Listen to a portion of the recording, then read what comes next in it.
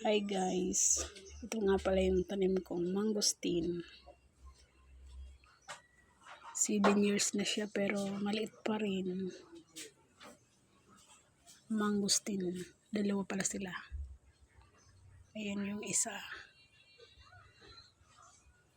na nandito lang siya sa tapat ng aming bahay.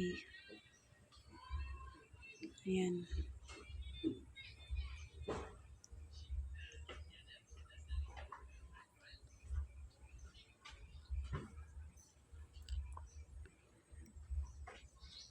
Kailan kaya ito mamumunga